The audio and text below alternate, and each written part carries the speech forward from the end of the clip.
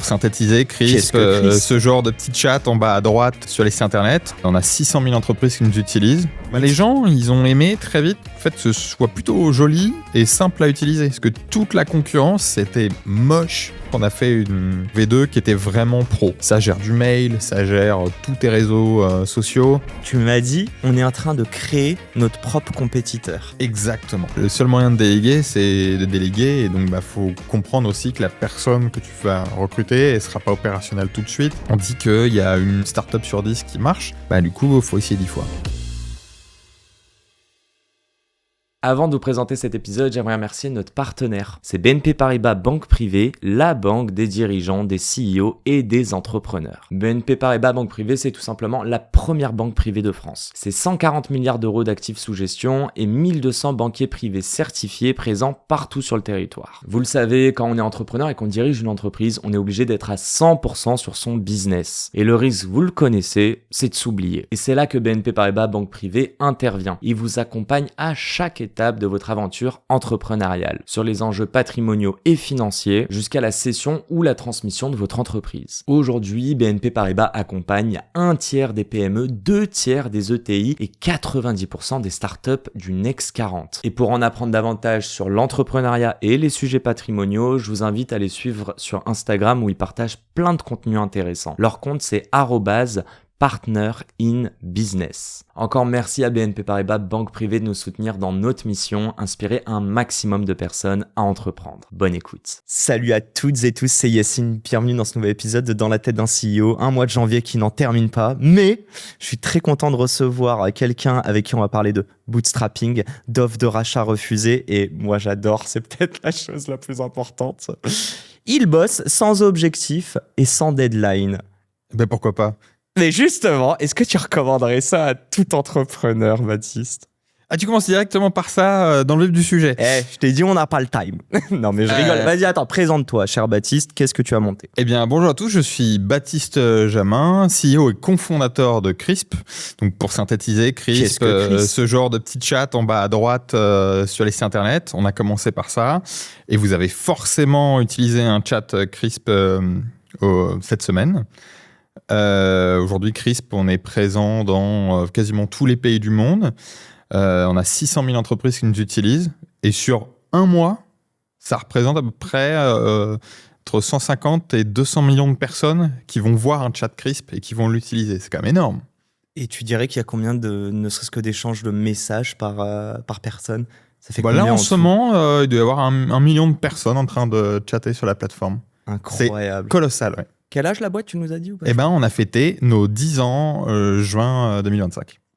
Donc voilà, 10 ans et toujours pas d'exit. On va en parler. Je te relance sur cette petite intro. Il n'y a pas de tabou. Je veux juste savoir, est-ce que vous avez au départ mis des deadlines et des objectifs et vous vous êtes rendu compte que ça ne marchait pas, ou au contraire, il y a 10 ans, tu avais déjà cette conviction en te disant on va prendre les codes de l'écosystème à contresens et on va installer notre DA et ça va marcher? En fait, il faut se dire que quand on a cofondé Crisp avec Valérian, il y a plus de 10 ans maintenant, on était très très jeunes. 20, 21 ans. Et on avait travaillé un peu dans des grosses boîtes. Moi, j'ai bossé chez Orange, lui chez Ericsson, dans des startups. Et on voyait ce que ça donnait la méthodologie agile. Donc dans le software, il y a des méthodes comme ça de développement où en fait tu vas faire des batchs de développement toutes les 2 semaines, 3 semaines. Et en gros, si t'as pas le temps de pusher ça dans tes 3 semaines, c'est mort et tu dois un peu dégrader ta release, quoi. Et nous, on n'est pas du tout comme ça. On considère qu'il vaut mieux faire les choses bien et on voit après. Et ça, c'est parce que vous êtes très user focus? C'est exactement ça. C'est une histoire de user focus et moi, je préfère chez Crisp qu'on fasse les choses bien plutôt que de faire un truc à moitié fini. C'est juste notre politique. Et bon, il y a toujours une exception à la règle. C'est que là, vous êtes en train de shipper un nouveau produit qui arrive dans quelques semaines, là, non? Exactement. Donc et là, il y a de la deadline. Et là, il y a de la deadline. C'est-à-dire qu'en fait, quand tu fais un lancement produit, pour le marketing, il faut quand même s'assurer que tu aies une date de lancement pour que tout soit prévu, orchestré autour de ce jour-là. Donc, ce qu'on fait, nous, en général, quand on a un lancement produit, une grosse feature à faire ou carrément une révolution pour Crisp, c'est ce qu'on est en train de faire là, on développe le produit sans deadline particulière. Enfin, tu vois, il y a plein de gens aujourd'hui qui attendent GTA 6. Ça fait 3 ans qu'on l'attend, tu vois. Tu veux Mais nous en faire gros, mal. mais l'analogie GTA 6, elle est similaire. C'est-à-dire qu'en gros, tu finis ton développement, tu lances en bêta, et puis après, tu vois en gros ce qu'il te reste à faire. Et en gros, une fois qu'on est confiant sur le produit en se disant « Ok, là c'est bon, on tient le truc, les utilisateurs sont contents, les bugs, ça va le faire », et ben là, on fixe une date de lancement et ça nous laisse 2-3 mois pour tout finir. Et est-ce que ça doit être parfait? Pareil sur GTA 6, lorsqu'il sortira, selon toi, est-ce que c'est parfait ou on bénéficie de quelque chose incroyable aujourd'hui, qui sont des mises à jour? Donc voilà, c'est un peu la Oui, question. alors c'est une très bonne question. Dans la startup, la startup nation, on parle beaucoup de MVP. Tout le monde te dit il faut faire ton MVP, il faut faire ton MVP. Mais le Minimum problème, c'est que- viable product. Voilà, le minimum viable product. Sauf que tout le monde ne retient que le mot minimum dans Pas le dans valuable, l'acronyme. ouais. Et pas le viable et pas le product. Moi, j'aime bien le mot minimum lovable product. C'est-à-dire qu'en fait, tu fais quand même le minimum pour que quand ton utilisateur découvre, il se dit « Waouh, ça c'est de la bombe », quoi. C'est ça la vraie fonctionnalité C'est d'un exactement ça. produit. Tu peux savoir qu'il va te manquer des fonctionnalités qui sont pas essentielles. Ça, ok, tu les feras pour plus tard. Mais, le Mais user par doit contre, avoir vraiment, ouais. quand tu lances ce truc, faut que ce soit kiffant, quoi. Et puis on l'a pas dit, tu parles de révolution, et moi je veux spoiler pour que les gens restent bien. Tu m'as dit, on est en train de créer notre propre compétiteur. Exactement. Ça, j'ai jamais entendu ça à mon micro, et c'est une sorte de strat que je n'ai pas encore comprise, mais on va en parler.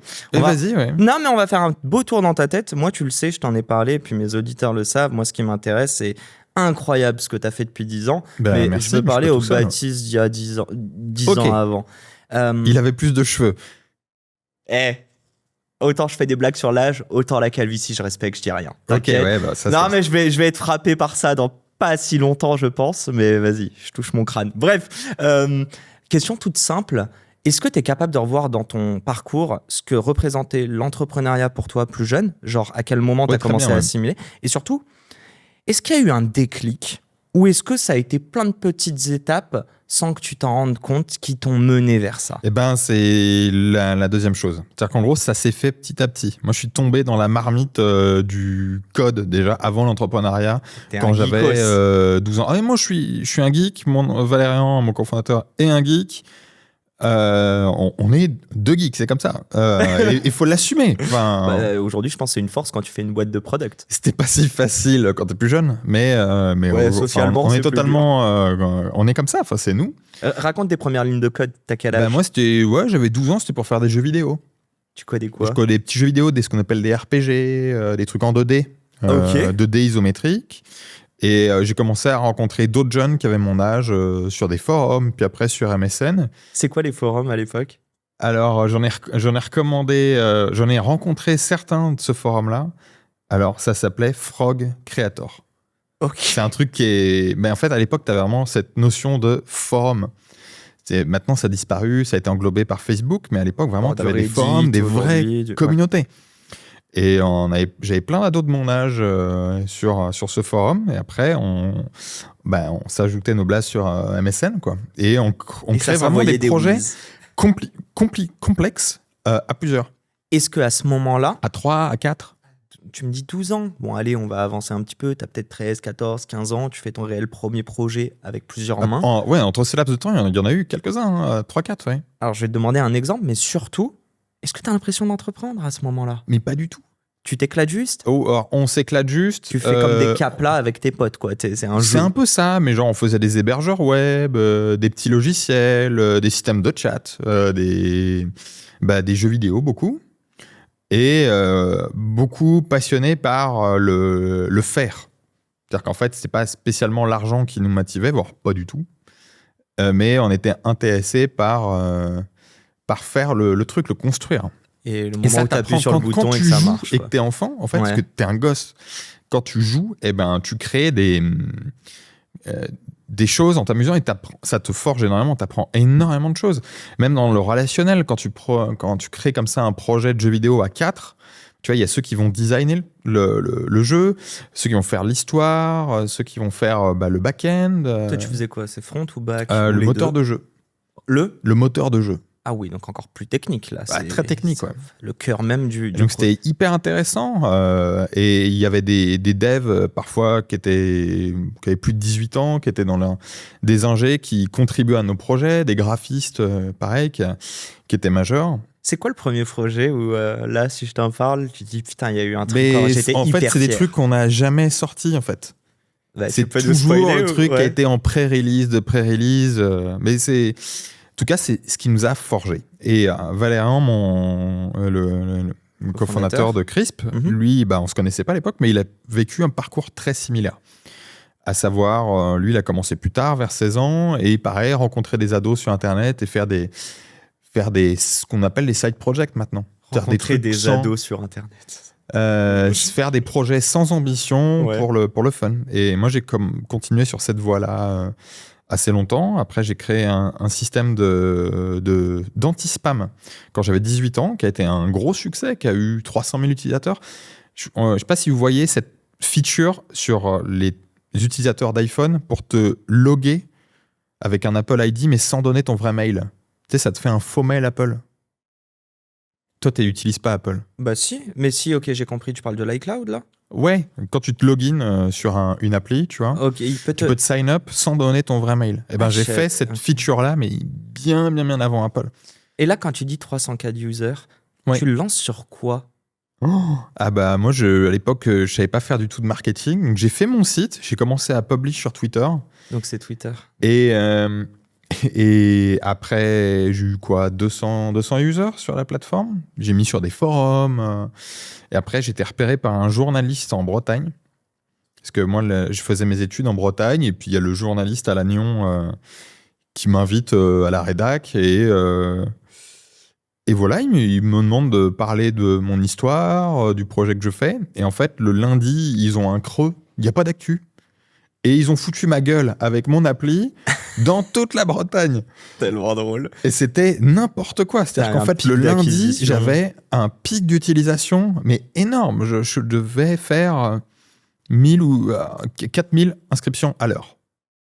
C'est monstrueux. Mais attends, et donc pas de monétisation ? Non, pas du tout. Est-ce que t'es entrepreneur là ou pas ? Non, pas encore. Et après...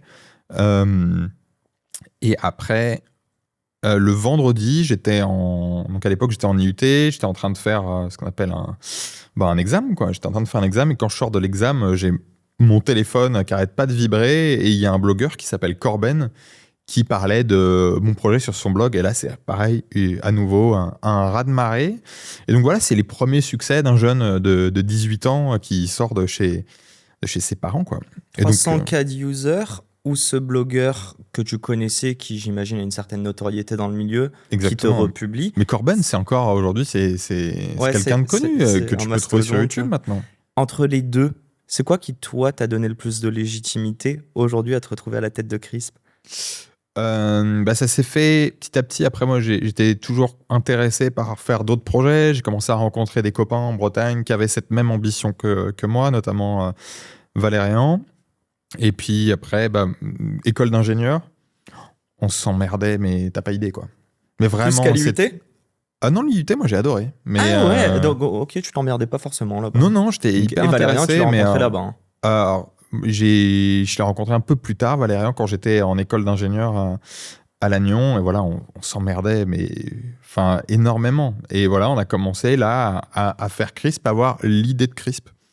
Mais non, attends, parce que j'allais dire en plus, ennui, grande source et moteur de créativité. Mais quand t'es jeune, c'est excellent, quoi. Parce que t'acceptes pas de t'ennuyer, en fait. Quand t'es en Bretagne, t'as rien à faire. C'est-à-dire qu'une petite ville de 20 000 habitants, t'as rien à faire, tu restes là le week-end, il n'y a pas de soirée, t'as envie de coder, tu fais tes trucs, quoi. Raconte-moi juste une chose, avant Crisp, du coup, tu m'as dit passage chez Orange pour toi ? Ouais, en alternance. Alternance ? Ouais. Ah ok, donc c'était dans le cadre de tes études. Stage, alternance, oui. Est-ce qu'il y a un truc qui aurait pu faire que tu montes Crisp et que dedans tu fais ton stage et ton alternance ? Je m'explique ? Oui, c'est ce que j'ai fait après. D'accord, ok. Après, du coup, j'ai été Crisp, je l'ai lancé. Entre-temps, j'ai été à l'école 42, juste le début. Hein. T'as fait la piscine, ok. Voilà, et j'étais pris. Et t'as pas Puis continué ? on a lancé Crisp en fait au moment de la piscine à peu près. Et puis, on a trouvé un accord avec l'école pour que je puisse travailler dans Crisp, en fait. Tu sais, on parle souvent de légitimité, de syndrome de l'imposteur. Et je sais pas si tu vois toutes les questions que je te pose, c'est essayer, moi, de comprendre à quel moment toi, Baptiste, dans ta tête, tu t'es dit, 1, je suis entrepreneur, ou je peux l'être, et surtout 2, je vais le faire, je vais prendre ce risque parce que je sens que je peux le faire. Quand on lance Crisp, moi, je dis pas je suis entrepreneur. Hein. Ah, t'y crois toujours pas? Mais c'est pas que j'y crois pas. Non, mais sur le statut entrepreneur. Je savais pas ce que c'était qu'un SaaS, j'avais aucune connaissance du marché, je connaissais rien. Par contre, on avait une idée assez aiguë de comment ça devrait être, et on l'a fait. C'est ça qui est génial quand tu es jeune, c'est que tu as cette insouciance, tu sais pas toutes les emmerdes que tu vas avoir, et donc tu te dis la voie est libre, j'ai envie de le faire, je le fais, je fonce.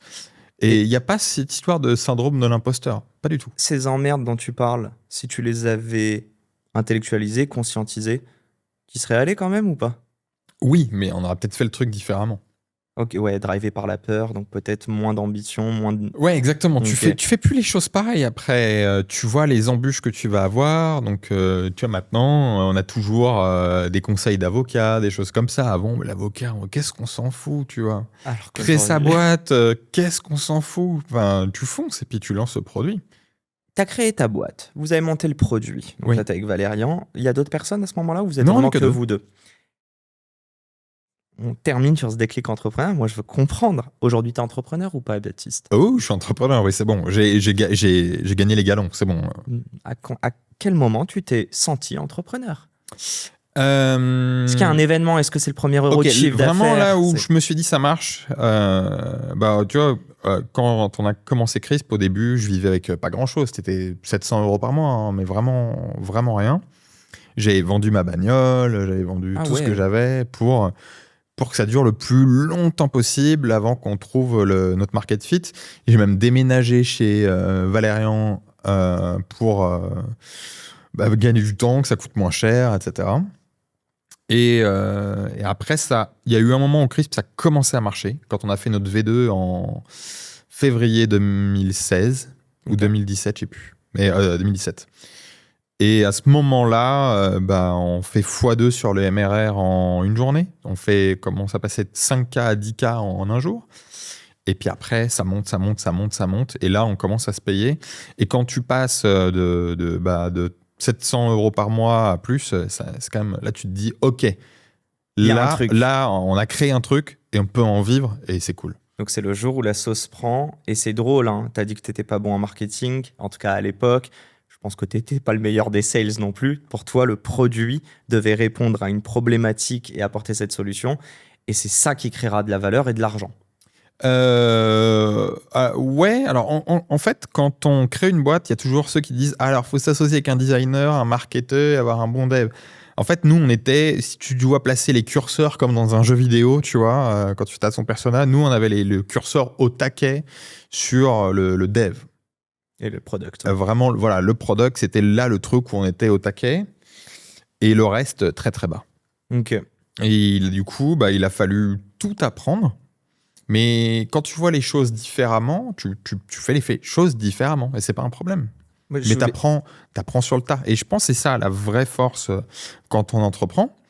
C'est cette capacité d'être un peu touche à tout et de voir un problème et que c'est intuitif. Et tu te dis, on va le faire comme ça. Parce que ce problème et la solution, c'est ce qu'on appelle la passion, mais les gens pensent que la passion, par moment, c'est que des chanteurs ou des footballeurs. En fait, c'est juste un truc qui t'anime. Exactement. Et qui fait que tu peux fournir les matin, t'es animé et que t'en parles à tout le monde. Tu fais chier tous tes potes, ta famille avec ça. T'en parles dans le taxi. C'est ta passion. C'est toi, en fait. Sans te mettre aucune pression. Non, mais j'aime parce que je sais que je retranscris plein d'anxiété que je peux avoir et je te dis mais à quel moment tu t'es senti entrepreneur? Et j'ai l'impression, dis-moi si je me trompe, que limite tu recommandes aux gens de faire avant de se poser la question de qu'est-ce que tu fais. C'est complètement moi, exactement. Ouais, okay. Ça c'est fait et analyse après. Et vaut mieux, ça enlève beaucoup de questions existentielles Mais j'ai des copains comme ça où ils divisent tout en sous-plans, etc. Et puis à la fin, ils disent du coup, je le fais pas. Parce qu'il y a trop Alors qu'en fait, t'es moi, trop conscient de toutes les étapes. Je fonctionne plutôt, moi, de manière instinctive. Donc, je vais essayer, je le fais. Et puis, peut-être qu'au passage, je me rendrai compte que ça mène à rien. Mais en tout cas, l'entrepreneuriat, il y a une part de chance, en tout cas. On dit qu'il y a une start-up sur 10 qui marche. Du coup, il faut essayer 10 fois. Mais la chance se provoque, d'où le fait d'essayer aussi. Exactement, ouais. Je veux te parler 30 secondes de Valérian. Oui. Tu le dis toi-même, on paper, limite, vous pourrez être deux profils qui se ressemblent. Oui. Et donc, pas ce côté genre CEO, CTO. Comment se passe l'association ? Je m'explique. Oui. En plus, vous avez vécu ensemble. Est-ce que c'est pas la meilleure des choses à faire, limite, avant de s'associer ? C'est vraiment de commencer à bosser ensemble. Et de se connaître, quoi. Qu'est-ce qu'il y a, pardon ? Tu veux dire de se connaître, quoi. Ouais. C'est ça, en fait. On dit que c'est un mariage, ça simplifie beaucoup de choses, oui. Moi, je veux comprendre une autre chose dedans. En vrai, Oui. Qui y croyait le plus entre vous deux ? Qui a convaincu qui ? Je pense que c'est Valérian qui m'a convaincu, moi. C'est même pas je pense, c'est sûr, c'est lui qui m'a convaincu, en fait. De prendre ce risque. Lui, il avait plus le côté entrepreneur même que moi. C'est quoi ce côté que toi, tu voyais chez lui que tu n'avais pas ? Valérian, il est... En ça qu'on est complémentaires, il est structuré. C'est un architecte. Le plan, c'est étape 1, 2, 3, 4, 5, 6. Moi, je suis l'inverse. Je suis totalement adaptable et touche à tout. Et en fait, en soi, t'es deux développeurs très bons. Et quand ce truc marche, en fait, tu peux déplacer mers et marées, quoi. T'es créatif, tu dirais, un petit peu ? Dans l'âme ? Oui, moi, alors créatif et surtout instinctif. C'est-à-dire que tu me montres un objet cassé, je vais retrouver tout de suite comment ça marche, comment ça s'emboîte. C'est ma manière de faire. Alors qu'il y a d'autres personnes, il va falloir lire le manuel étape par étape pour remonter l'objet. On a tous une manière de fonctionner. Et ça qui est intéressant, c'est quand dans un duo, t'es complémentaire. Et après, sur le côté l'association, ça s'est fait assez naturellement. On n'a pas du tout réfléchi d'histoire de part, etc. Et en fait, c'est au moment où on a fait les papiers qu'on s'est dit, déjà, qui est CEO, qui est CTO et combien on met. Et puis là, on s'est regardé, 50-50. Et puis, c'est Léon qui a dû me dire, je crois, sera toi le CEO parce que s'il faut embaucher, je veux que ce soit ton truc, tu vois. Ah ouais, c'est drôle, ok. Ouais. Limite plus focus humain ou relationnel. Moi, je voulais juste comprendre, quand est-ce que vous avez créé votre société ? Et clairement, est-ce que c'est à partir du moment où le produit a marché qu'il y a eu un premier client ou vous aviez déjà anticipé quand même ? On a vraiment fait 2017 et après, tu peux commencer à vendre. Il y a plein de solutions pour commencer à vendre avant d'avoir une vraie... Donc vous avez fait un premier chiffre d'affaires avant d'avoir déposé les statuts ? Techniquement, oui. Tu le recommanderais à n'importe qui, ça ? Après, t'appelles des avocats et... Non, mais est-ce que ça revient au fait de pas trop intellectualiser, pas mettre la charrue avant les bœufs, tu sais ? Moi, je trouve ça terrible, les gens aujourd'hui qui sont dans un taf, qui voudraient changer de métier, qui voudraient, tester un métier créatif et qui se disent « Ah oui, mais pour ça, il faut que je quitte mon taf, que j'aille voir ma banque, un avocat, créer des statuts, machin, un comptable. » Contrainte. Et puis après, je commence à créer, je trouverai des clients. En fait, commence à produire chez toi le week-end. Essaie de vendre. Et puis déjà, si t'es proche, achète ce que tu fais, c'est cool. Si tes potes achètent ce que tu fais, c'est cool. Les potes de tes potes, génial. Et après, ça va marcher. En fait, tu vas chercher les premières victoires avant de voir les contraintes. Quoi. Exactement. Et puis si ça se trouve, ce que tu produis, personne n'en voudra. Si ça se trouve, tu vas détester faire ça. Donc, l'entrepreneuriat, en tout cas, il y a une histoire de passion. On ne peut pas durer dans l'entrepreneuriat si on n'est pas passionné. Pour moi, c'est pas possible.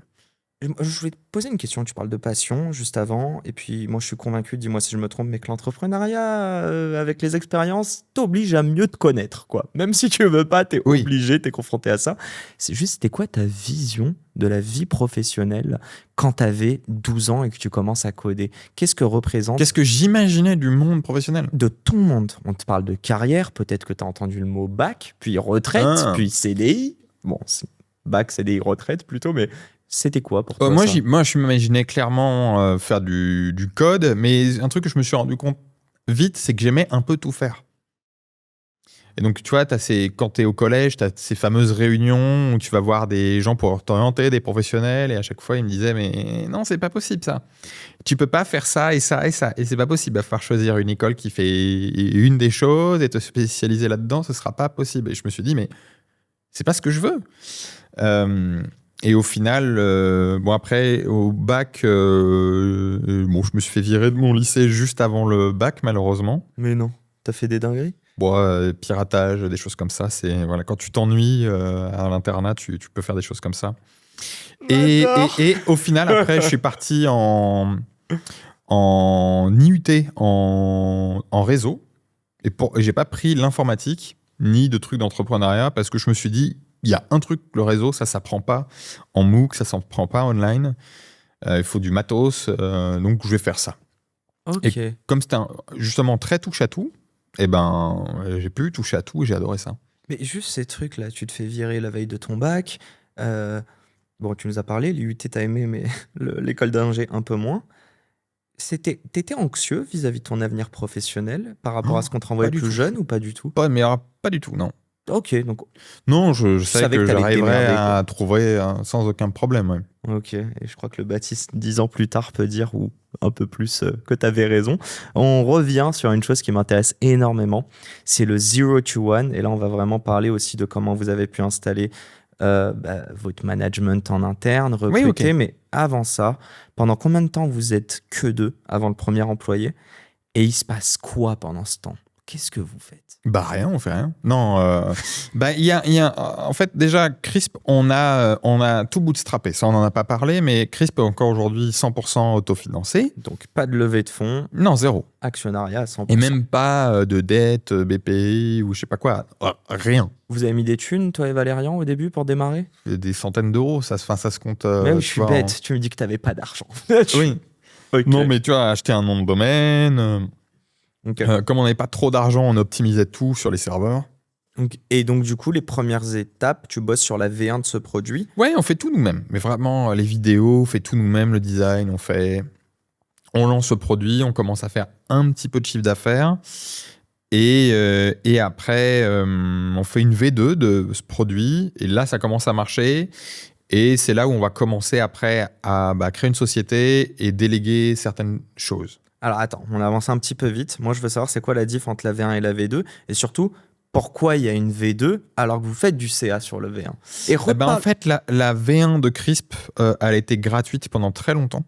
Ok. Et c'était quoi juste sa fonctionnalité? Je voulais bien vraiment, la V1 de Crisp, c'est juste le chat en bas à droite sur les sites internet. Fin de liste. Okay. Pas de chatbot, rien.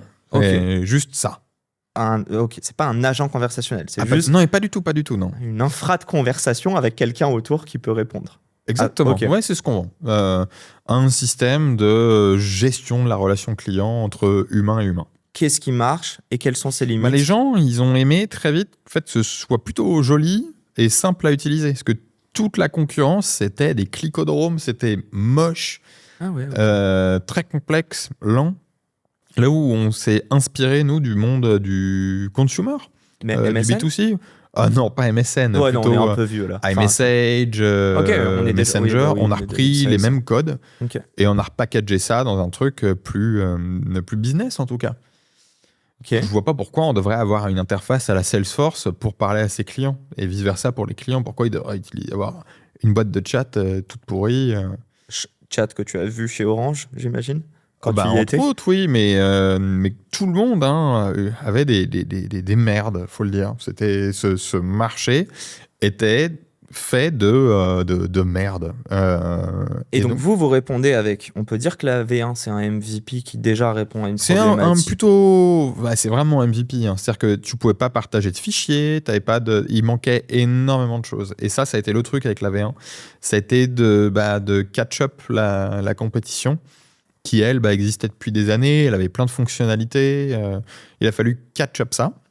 Et après, on a fait la V2 de Crisp, où en fait, on a vu quand même tout ce qui manquait. Et surtout, on a eu beaucoup de feedback de ce que nos utilisateurs, qui ils étaient, ce qu'ils voulaient faire, quelle était la taille des boîtes. Et donc, on a fait un truc dans la V2 qui était vraiment pro, quoi. C'est-à-dire que là, tu peux gérer une vraie team de support client dans Crisp. Ça gère du mail, ça gère tous tes réseaux sociaux, tous tes canaux de communication en messaging, soit du Instagram, du Messenger.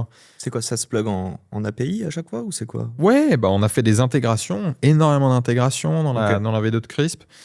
Vraiment un système all-in-one qui fait que ça marche et que quand tu parles à tes clients, tu sais qui ton client est. Enfin, en tout cas, pour synthétiser, on a fait un truc vraiment fait là pour les clients à partir de leur feedback et plus un truc opinionated. Tu l'as dit et c'est ce sur quoi je voulais rebondir. Pour qu'une V2 marche bien, il faut que tu comprennes ce qui n'a pas marché sur la V1. Pour que tu comprennes ce qui n'a pas marché sur la V1, il faut que tu comprennes quelles sont les attentes auxquelles tu n'as pas répondu. Moi, je veux comprendre comment vous êtes allé parler aux clients. Est-ce que c'était quelque chose d'intuitif pour toi? On a utilisé Crisp, tout simplement. Et tu as demandé des feedbacks, tu as fait des calls, comment ça se passe? Comme on était fauché, qu'on n'avait pas de thunes, moi, je répondais aux clients moi-même, tu vois, sur Crisp. Et tu le disais... On n'avait personne pour le support client, on n'avait pas de chatbot. Quel genre de questions tu poses pour que ça soit le moins biaisé et que ça soit le plus valuable pour ton produit? T'inquiète pas, quand il y a un truc que les gens ne kiffent pas, ils te le disent. Hein. Et ils prennent pas de détour, ils te le disent, t'as même pas besoin de demander. Hein. Ok, vous n'avez pas vraiment fait une campagne de feedback? Non, vous avez les gens ils te disent au ça, fil ça de va l'eau, pas, ça c'est de la merde, ok, je note. Et t'as juste comme ça. Combien de temps a shippé la V2? Et je m'explique, est-ce que l'enjeu de timing est important lorsque tu as ta V1, tes premiers clients, quelques-uns insatisfaits, mais du coup un beau potentiel, une belle opportunité? À quel point c'est important le timing de shipper ta V2 rapidement? Ça dépend de la taille de ta boîte. C'est-à-dire que quand ta boîte elle est établie, quand tu deviens une grosse boîte, le timing est important parce que tu veux éviter le churn, etc. Mais quand tu débutes, tu peux prendre le temps que tu veux. Vous avez pris combien de temps, vous? On a pris 6 mois, je pense, pour faire une bonne V2. Alors que là, vous shippez un produit en 2 mois? Ah non, là, on ship en beaucoup plus de temps que 2 mois. Tu fais plus la création de ton produit pareil entre une boîte qui a 2-3 ans et une boîte qui a 10 ans. C'est pas pareil, parce que tu n'as pas les mêmes enjeux. Aujourd'hui, quand on fait une évolution dans Crisp, et là, notre nouveau produit Hugo, ouais. Quand tu as des dizaines de milliers de clients, tu peux pas te permettre de changer un truc que ça casse. Ils vont se plaindre forcément. Tu vas essuyer les plâtres après, quoi. Ouais, en fait, tu veux dire que tu rajoutes des couches de code qui fait que tu dois t'assurer que tout soit harmonieux. Je veux juste comprendre une petite chose. Qu'est-ce qui a été game changer dans cette V2? Qu'est-ce qui fait que cette V2 vous a fait doubler de chiffre d'affaires? Je pense que c'est une bombe de valeur. Une bombe de valeur? Une bombe de valeur, exactement. C'est-à-dire qu'en fait, cette approche all-in-one, tu as énormément de features, c'est pas très cher, ça marche bien, c'est comme on dit en bon anglo-saxon, c'est no-brainer. Il n'y avait pas de friction? Il n'y a pas de friction. Non, ça marche très très bien. Et ça a été une bonne base pour build, pour construire autour. Et c'est après qu'on a commencé à embaucher, qu'on a... Là, je vais dire désolé à tous les anglicismes qu'on est en train de caler, mais là, quand on parle de dev et de product... Dans un studio comme ça, qui est utilisé dans plein de parodies de podcasts, on est un peu les parodies, tu vois. C'est pas grave. T'as vu ce faux podcast Colvé Col Roulé? Oui, bien sûr, c'est deux humoristes, Rodrigue et je sais plus comment il s'appelle l'autre. Ils sont très... Ouais, exactement, ils sont excellemment drôles. Mais tu sais quoi, assumons le cliché. Au moins, on nourrit des stand-uppers, que j'aime beaucoup d'ailleurs, allez les regarder. Je voulais arriver à ta première embauche. Oui. Il faut combien de CA pour embaucher quelqu'un? Et je vais aller plus loin dedans. Est-ce que vous vous rémunérez à un moment avec Valérian ou est-ce que vous décidez... Enfin, c'est quoi la timeline? On a commencé déjà à externaliser un peu en freelance des choses ou à des agences avant de se rémunérer. Okay. Et je trouve qu'avant d'embaucher pour de vrai, c'est pas mal de commencer à externaliser des petites choses. Je m'explique. En gros, ça va permettre... déjà, quand tu n'as pas d'expérience de déléguer des choses, de te forcer à synthétiser. Comme c'est des agences et des contrats temporaires, tu prends beaucoup moins de risques. Et puis après, on a appris. Ça s'est bien passé, à déléguer. Mais voilà, le seul moyen de déléguer, c'est de déléguer. Et donc, faut comprendre aussi que la personne que tu vas recruter, elle ne sera pas opérationnelle tout de suite. Il y a que un process le truc que tu faisais de manière innée, toi, une autre personne, elle va devoir regarder le problème à nouveau et pas faire les choses forcément pareilles. À quel point c'est dur, ça, de prendre toutes ces choses que tu as dans ta tête qui sont prises pour acquises et de devoir se dire attends, comment je réexplique ça, parce qu'il y a plein de corrélations qui se fait. T'as dû bosser là-dessus, d'un point de vue communication pour chaque mission. Alors moi j'ai une astuce pour ça. Ouais. Il n'y avait pas de chat GPT à l'époque. Non, mais mon astuce pour n'importe quel sujet ou que tu recrutes quelqu'un, pour moi, il faut que la personne puisse rentrer le plus vite possible dans le vif du sujet. Il faut toujours donner un petit truc, une petite mission, une petite porte d'entrée. Tu sais que la personne, à 1-2 semaines, elle va rencontrer un problème clé, mais tu lui en parles pas. Ah, ok, d'accord. Tu veux qu'elle s'acclimate à l'univers et en même temps découvrir. Et là, par exemple, je suis en code. Ah, là, il y a un sujet. Et voir comment elle se... Exactement. Et c'est pas si elle a la bonne solution, c'est plus le processus d'aller chercher la bonne solution qui, toi, t'intéresse. Non, pas que, mais les gens, quand quelqu'un rejoint ta team, ton produit, forcément, il y a d'autres manières de faire. Et pour moi, le meilleur moyen de faire, c'est de faire. Donc, j'aime bien mettre les nouvelles recrues chez Crisp directement, par exemple, en support client. Maintenant, on onboard les nouvelles recrues en support client. Dès l'après-midi, ils commencent à parler à leurs premiers clients. Ok, d'accord. On les aide, il n'y a pas mais 2 semaines ou une semaine de Non, de c'est l'après-midi même. Et t'as pas peur que ça vienne dégrader peut-être le service client par moment Mais pas du tout. C'est-à-dire qu'en fait, il n'y a aucun problème. C'est ton premier jour. Tu dis salut, c'est mon premier jour. Bon, désolé, je sais pas répondre. Je vais demander à un collègue. Et c'est OK. C'est fou parce que j'ai l'impression que c'est tout l'inverse qu'on a fait en startup. Que tu dois pas dire c'est mon premier jour. Mais toi, j'ai l'impression que tu dis. Mais c'est excellent de dire c'est ton premier jour. C'est un petit peu vulnérable. Tu dis la vérité et limite, le client va apprécier en retour. C'est ça ? Évidemment. C'est une histoire d'humain derrière. Les gens, ils préfèrent. Je te pose la question à 1 million. Est-ce que dans le business, il y a de la place pour l'émotion ? Mais évidemment qu'il y a de la place pour l'émotion. Et en général, le côté émotionnel dans le monde du business, c'est caricatural, mais c'est le truc de faible ou des femmes. Ouais. Et je pense pas caricaturer en disant ça, mais il y a tout le temps une part d'émotionnel dans la prise de décision. Même le processus, le parcours d'achat d'un client, c'est un parcours émotionnel. Tout est émotionnel. Si je te pose la question, c'est qu'historiquement, on entend « this is business », tu vois, genre il n'y a pas d'émotion dedans. Je sais pas pourquoi, moi j'ai notre cher Steve Jobs qui me vient en tête. Je me dis que tout ce qu'il nous a vendu à des milliers d'euros là, et qu'on continue d'acheter chaque année. Évidemment. Mais il y a tellement de l'émotion dedans jusqu'à l'unboxing, quoi. C'est assez Bien sûr. On va pas refaire les 10 ans, année par année. Oui. C'est quoi Crisp aujourd'hui ? Tu me disais que vous êtes un peu plus de 20 personnes, c'est ça ? Oui, on approche même les 30 là. Vous êtes plus. Dans plein de pays, on va en parler, mais surtout, à quel point ça a évolué entre la promesse de la V1 et de la V2 versus aujourd'hui ? Et je crois qu'il y a un petit rôle d'IA qui est arrivé aussi. Oui, alors, mais ça n'a plus rien à voir. Et ça qui est marrant, c'est de voir en 10 ans à quel point ce que tu as fait il y a 10 ans, ça a totalement changé. Tu as construit au-dessus. Mais ça a complètement changé entre l'idée de base et ce que c'est devenu maintenant. Moi, je suis stupéfait de voir Crisp maintenant. Tu vois, ce matin, j'étais sur un site. J'étais en train de chercher un truc sur le net. Et hop, c'est Crisp. Tu vois, et ça, partout, même maintenant, l'État français qui utilise Crisp. La marque apparaît sur le chat ou c'est de la marque blanche, mais tu le reconnais ? Si la marque, elle apparaît, on reconnaît tout de suite le logo. Ok. Mais tu m'as pas répondu, du coup. Oui. Si à l'époque, c'était juste une fenêtre de conversation. Oui. Aujourd'hui, c'est quoi Crisp ? Qu'est-ce que vous proposez réellement ? La valeur de Crisp, vraiment ce qu'on fait historiquement, c'est permettre aux entreprises de communiquer avec leurs clients. Peu importe le canal de discussion, c'est ça notre mission, c'est permettre d'aider les clients. Que ce soit quelqu'un de physique en mode SAV derrière, support client, ou que ce soit un bot ou de l'IA. Exactement, ou même on a d'autres produits annexes à Crisp.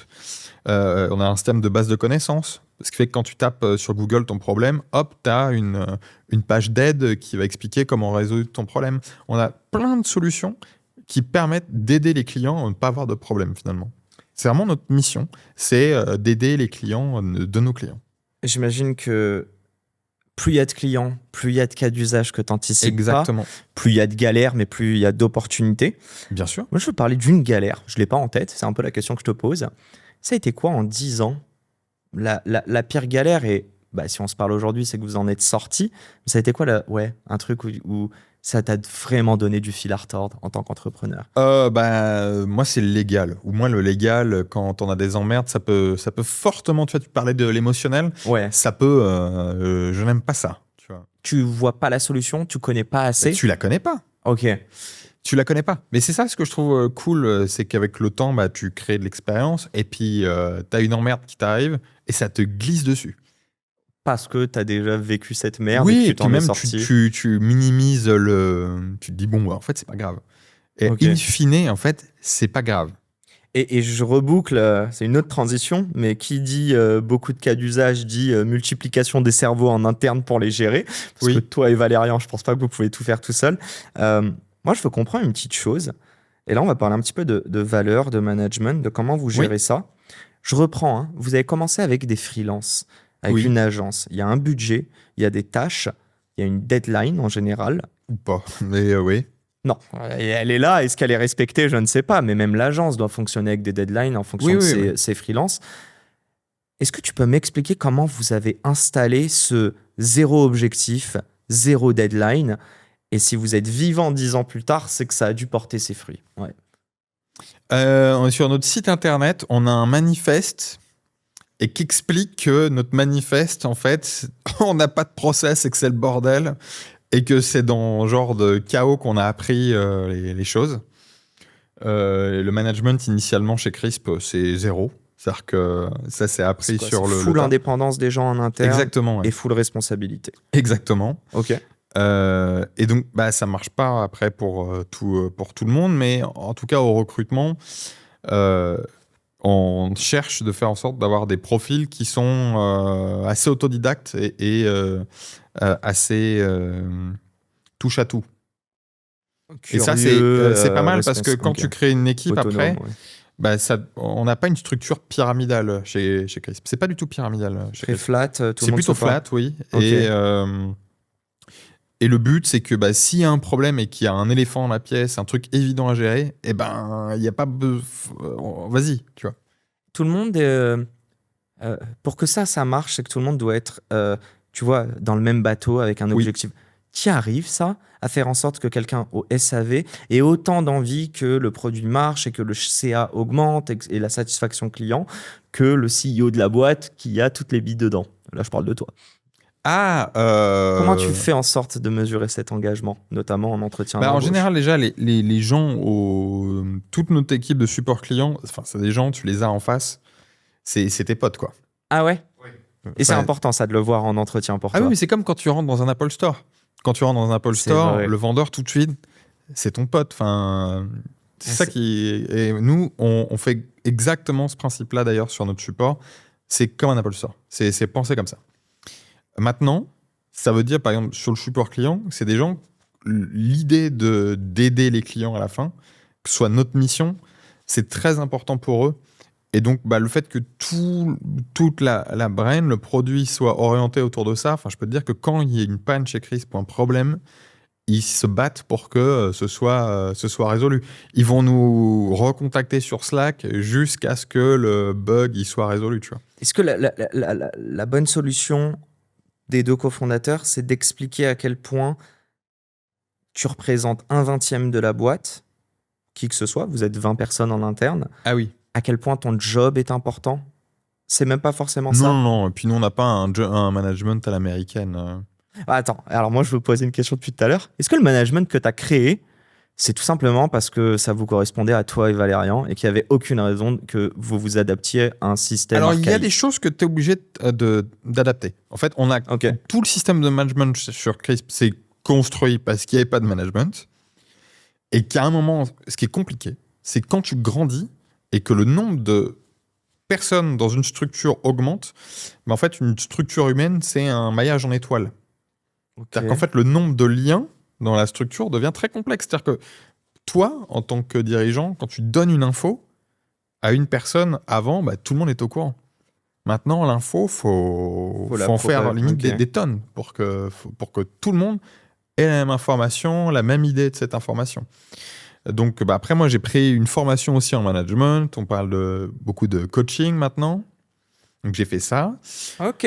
Après, en quoi ça sert? C'est juste aussi de comprendre comment les choses elles peuvent marcher, et c'est assez utile parce que comment un message est bien entendu. Mais après, c'est quelque chose que j'ai fait tardivement finalement et qui change pas tout non plus. Et in fine, le management de chez Crisp, ça reste. Non, mais c'est à votre image. Oui, c'est totalement Mais notre votre image. image et qui vous êtes, vous comprenez que ça peut ne pas correspondre à tout le monde. Donc, tu dois t'adapter pour correspondre à Non, plus tu dois de pas personnes. t'adapter. Parce Non. qu'après, on le voit tout de suite au recrutement. Alors, dans ce cas-là, je pose la question, est-ce qu'il y a des recrutements que vous avez chiés? Mais bien sûr que tu as des. En fait, ce qui est un mauvais recrutement en général, c'est quand tu es dans le rush. Quand t'es OK. Ouais. Donc, tu Quand fais t'as pas pas le attention. Ouais. C'est quoi un bon recrutement aujourd'hui, sans parler du timing? Est-ce qu'il y a une question qui est hyper importante, propre à Crisp, qui va vous donner, en fonction de la réponse et de l'analyse de cette réponse? Non, ce qui est Comment tu important, fais? je pense, c'est de comprendre les gens qui. Tu vois, par exemple, toi, je pense que tu pourrais très bien fitter chez Chris pour une raison. Dès qu'on s'est appelé, tu vois, je me suis dit, il est sympa, il y a quelque chose, tu vois. Et ben, ça, c'est pareil en recrutement. Ouais. En recrutement, j'aime bien savoir ce qui t'anime, en fait. C'est pas qu'une histoire de compétences. Puis maintenant, d'ailleurs, le recrutement, on le fait en plusieurs fois. C'est-à-dire qu'en fait, moi, je n'ai même pas les candidats quand je les rencontre. L'aspect compétence, c'est déjà checké. Toi, c'est du tu vois. fit, quoi. C'est exactement. Je vérifiais que si on est ensemble dans la même pièce, qu'on travaille ensemble, même si tu es en remote, que ce soit pas, désolé pour l'anglicisme, mais awkward. Tu vois. Attends, tu m'as pris comme exemple. Moi, clairement, je le dis d'ailleurs assez haut et fort que mes invités, mes partenaires, mes clients, tout le monde, j'ai besoin de croire qu'on pourrait être potes. Maintenant, je sais qu'on n'est pas tous potes, mais j'ai besoin que ce soit agréable comment on travaille. En revanche, mes clients le savent, je délivre. Mais qu'est-ce qui fait que toi, demain, on est en entretien et que tu me vois, moi, peut-être passionné ou qui dit des choses, comment tu arrives à savoir que mon côté friendly n'est pas antinomique avec mon côté sérieux et je vais délivrer? Ah, mais les deux sont complètement compatibles, c'est pas un problème. Et comment tu le juges? Alors après, sur tous les profils, c'est pas pareil. Par exemple, sur tous les postes, c'est pas pareil. Moi, j'aime bien savoir ce qui les anime, quoi. Les passions qu'ils ont. J'aime pas les gens lisses. Ok, donc dès que tu vois qu'on essaie de donner une question pour faire en sorte d'avoir le job et faire plaisir à ça, c'est red flag direct. Ça, c'est un red flag direct. Ok. Mais red flag illico. Faut pas te mentir, quoi. Faut pas. Alors ça, c'est vraiment un red flag immédiat, c'est me mentir. Ah, c'est ouf. Ok. Je veux juste fouiller un peu dedans. Combien de pays? Je sais pas les calculer, désolé. Mais genre, on est à 6 ou 7, je crois. Enfin, tu m'en as donné.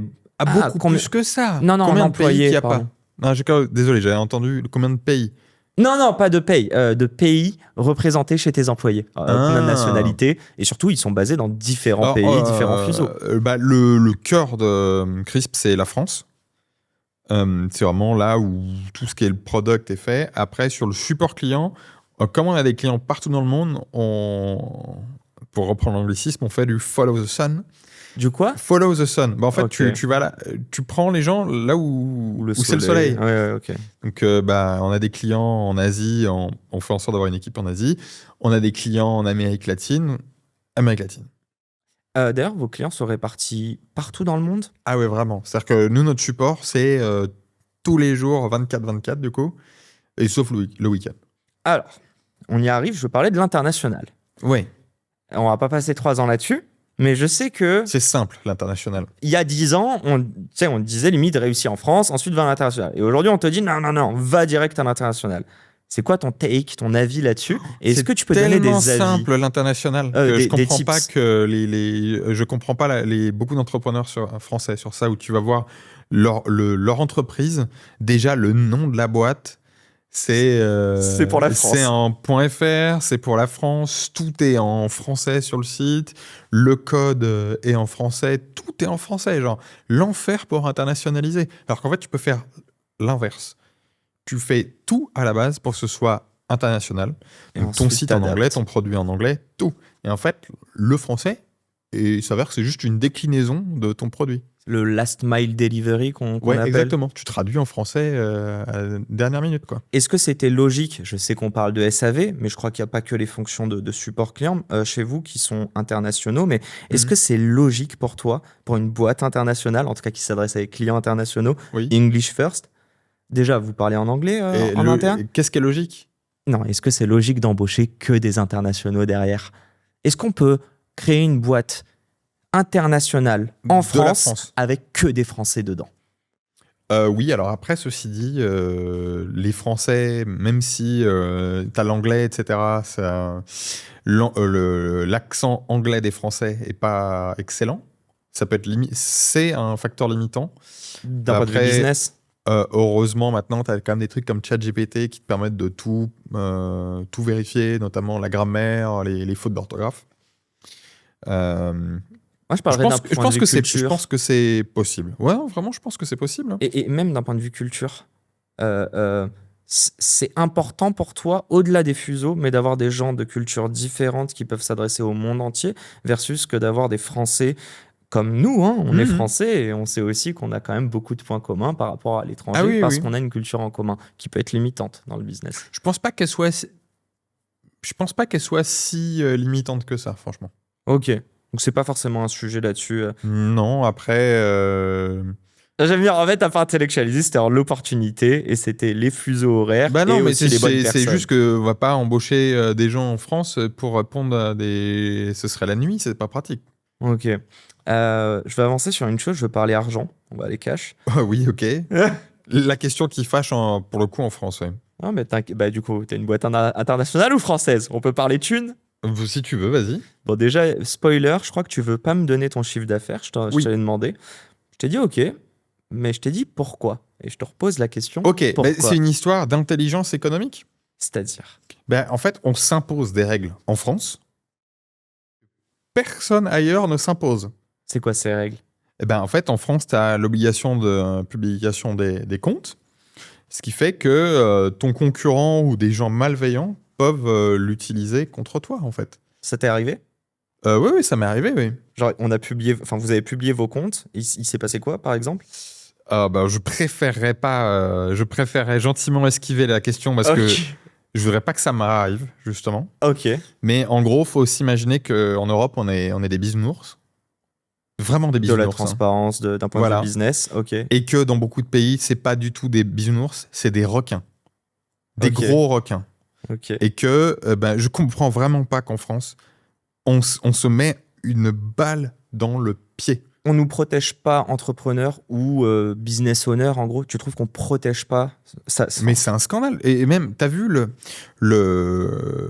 CTO de Ledger qui se fait couper un doigt? Non, mais j'ai entendu des histoires où il y a les adresses des fondateurs. Du coup, c'est ça qui s'est passé sur Papers ou sur Exactement. Alors qu'ils ont été demandés à être moi, anonymisés. Je serais curieux de voir qu'un député français courageux qu'il aille présenter à l'Assemblée nationale et qui dise alors, tu vois, tel député, sur Papers, t'habites là. Tel député, t'habites là. Tel député, t'habites là. Bah oui, vous avez tous une SCI, les gars. Donc, pour montrer le danger, c'est de la folie. Ok. Donc, tu as dû prendre des mesures, toi, j'imagine, vis-à-vis de ça pour te protéger, quoi. Mais vraiment, je comprends pas comment on peut aimer se fouetter à ce point en France. Ok. Je vais parler d'un autre sujet qui est toujours lié à l'argent. Oui. Est-ce que tu estimes, après 10 ans, que tu as capté la valeur de ce que tu as créé avec Crisp? Car, spoiler, tu as refusé des offres de rachat. Oui. Mais à l'heure actuelle, tu es plutôt OK. Est-ce que tu es à l'aise financièrement déjà? Oui, mais vraiment, l'argent, ça n'a pas été un moteur pour nous. Ça peut même pas être une conséquence de la valeur que vous avez créée pour toi? En fait, c'est plus une conséquence que un moteur. Ouais. Et du coup, la réussite de Crisp, déjà, est-ce que Crisp a réussi dans ta vie et dans ta tête ou pas encore? Clairement, Crisp, je pense que si je prends maintenant à 10 ans pour le jeune que j'étais à 20 ans, clairement, j'ai coché énormément de cases, tu vois. Maintenant, c'est ça ce qu'on fait, c'est comment rendre le truc encore plus fou. T'as refusé une offre cette année, mais je crois que t'en as refusé encore plein. Ouais, mais on en a refusé pas mal. Donne-moi les raisons pour lesquelles tu refuses. D'ailleurs, tu peux nous dire les montants ou quoi? Pas spécialement envie, Allez, mais... c'est pas grave, j'essaye. Non, mais il y a ceux qui disent ouais, c'est sous NDA et tout. Non, j'ai pas envie en fait. Ok, fine. Non, mais est-ce que c'est une question de montant déjà? Est-ce que tu trouvais que les montants n'étaient pas assez élevés? Non, je pense pas que là, c'est pas une question de montant. J'ai aucune envie qu'un truc comme Crisp, qui a été notre bébé, quand on a une vision de Crisp, de ce que ça doit être. Et tu vois, on a un projet là en ce moment. Ouais. Je trouve ça terrible que des boîtes se fassent racheter et par des fonds ou par d'autres boîtes et que ça devienne un sous-domaine d'un ensemble. L'utilisation de Crisp est plus importante que toi te remplir les poches, en gros. Ah, complètement, oui. Et sans me dire le montant, est-ce que vous avez déjà réfléchi à un montant avec Valérian en vous disant si la boîte continue à vivre... Et on a déjà dépassé le montant. Ah, et donc c'est tout le temps pas l'histoire du montant. Exactement. C'est l'histoire de qu'est-ce qu'on fait de Crisp. Donc, je te continue et je termine là-dessus. Une offre de rachat que vous pourriez accepter dans un univers plus ou moins proche ou lointain, peu importe, c'est le montant que vous vous êtes dit. Ah ouais, mais surtout... en fait, là, on l'a dépassé, on s'est dit du coup non. Ok, mais du coup, c'est quoi sur l'autre partie? Pour que ça devienne un oui, c'est quoi? C'est ça que je veux comprendre. Sachant qu'il y a peut-être des acquéreurs qui mais nous tu vois, écoutent. il y a quelque chose qui est de l'ordre de l'émotionnel. Ouais. On y revient. Et on est hyper... on adore ce qu'on fait chez Crisp. Crisp, c'est notre boîte, c'est fait pour nous. On s'imagine pas du tout faire autre chose. Donc demain, le logo continue d'exister, la boîte existe, on vous laisse 3 ans, parce qu'en plus tu dois être vesté par moment, et le montant est super. Et là, c'est fini, on peut plus exécuter notre mission. C'est pas possible. C'est pas possible pour toi. Non. C'est drôle. Donc vraiment, émotionnellement, Crisp vaut plus que n'importe quel montant. Ah, mais complètement. Ouais. Et donc là, on a un nouveau... En fait, ça nous est arrivé on va parler d'Hugo cette année. Ouais. Et du coup, bah, on a plié le truc et on a fini par se dire, mais qu'est-ce qui nous anime? Qu'est-ce qu'on veut? Mais en fait, on veut faire les choses en grand. Qu'est-ce qui nous fait chier au quotidien? Ok, il y a ça. Ok, on change. Qu'est-ce qu'on veut faire? Bah, en fait, on avait un projet dans le pipe de vraiment comment Crisp devrait être en 2025-2026. On le sait. Enfin, on le savait, tu vois. Et c'est quoi? Et en fait, on a divisé Crisp en 2. Donc, en fait, on garde Crisp sur ce côté human first. Et on lance là, donc 3 février, un nouveau product qui s'appelle Hugo.ai et qui est l'anti-Crisp. Alors, même le logo, c'est l'anti-Crisp. Le yin et le yang, quoi. Exactement, c'est le yin et le yang. C'est humain first versus tech first. Human first versus AI first. Ok. C'est exactement ça l'approche. Et donc, Hugo, c'est un agent qui est full IA, conversationnel et qui est vraiment le Crisp moderne pour orienter IA. Ouais. Il y a un petit peu d'IA sur le produit de Crisp avant Hugo exactement. Déjà, mais c'était pas full conversationnel sur l'IA. C'était pas full conversationnel et le fait soit dans Crisp nous apportait quelques limitations en fait. Là, le fait d'avoir 2 brands, les 2 sont sont très liés et interconnectés. Mais le fait quand même d'avoir un système à côté, ça nous a permis de partir d'une feuille blanche. Et quand tu pars d'une feuille blanche, c'est libérateur. On est passé très vite là-dessus, mais moi, la parenthèse sur l'exit, c'est quand même, je souhaite à tous les entrepreneurs d'avoir une boîte qui soit tellement un bébé et qui arrive à en vivre que du coup, ils n'ont pas besoin de penser à un chiffre pour le revendre. Ça, c'est super. On va terminer sur Hugo. Est-ce que ça vient d'une opportunité? Je m'explique.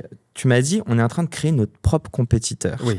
Est-ce que ça veut dire que tu as eu des demandes clients de personnes qui voulaient aller voir un agent full IA qu'on crée pour leur boîte? Il y a plein d'autres services qui le proposent. Et là, tu t'es dit, dommage parce qu'on pourrait les signer sur Crisp, mais il y a peut-être ce cas d'usage qu'on perd avec eux.